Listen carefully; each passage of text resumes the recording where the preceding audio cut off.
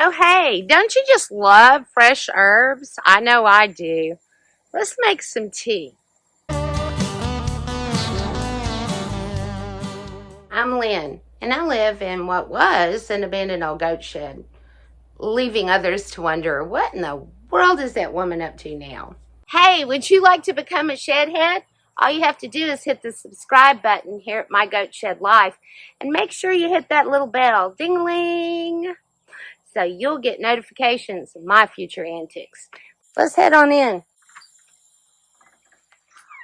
Today I'm going to show you a little bit about drying some herbs that we've grown here on the property, and also I'm going to take those dried herbs and make a cup of tea, and I'm going to take the fresh version of those same herbs and make a cup of tea also, and with the exact same amount of water and hopefully comparable amounts of dried versus fresh.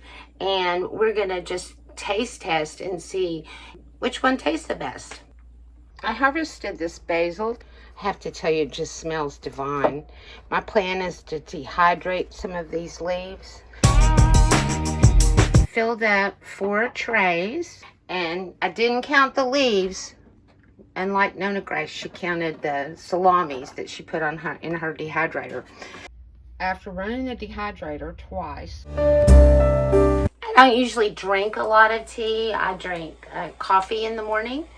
But today I really wanted to try these herbs. Eric Hayden over at Eccentric Nature, I'll put a link to him down in the description below, knows all about herb teas.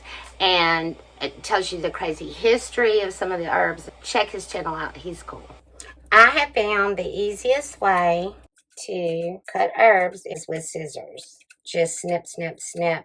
You always have to use more fresh herbs than you do dried herbs. I have some dried spearmint, dried lemon balm, and dried basil that I showed you guys the process of I went through drying it. I'm going to use about twice the amount of fresh herbs as I do dried herbs. So use one of these for each one of the dried herbs, and twice that for the fresh herbs. So that should be good for my basil. Gonna do the same thing with the spearmint. Just kind of chop it up with the scissors. It's pretty potent. I think I'm gonna go light on the spearmint because, again, woo! So that's about 1 spoonful, and that's all of the mint I'm going to use. This is lemon balm. It's actually mint. It's in the mint family. It smells like lemon. It's absolutely heavenly smelling. That is easily 2 spoons. We put all these nice fresh herbs back in here. We have the kettle on to boil. I have only 1 tea ball.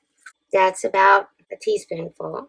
Oh, look, it sits up nice. And I'm only going to go about half a teaspoon of the dried spearmint because the spearmint, as I said, is really stout. I go with a whole spoonful of the lemon balm. For the fresh herbs, I'm going to just use a regular good old tea strainer. The tea kettle says it's ready. Woo! Okay, as promised, I measure the water. Use that much water. Pour it into that cup. Okay, this actually is the Lynn Makes a Mess show.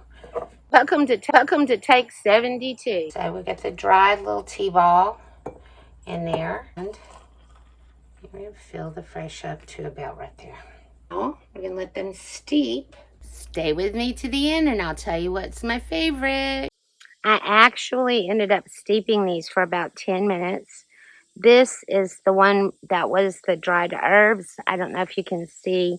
It has quite a few leaves where they were crunched up smaller than the holes in the tea ball. This has a few, definitely a greener color. This was the fresh herbs.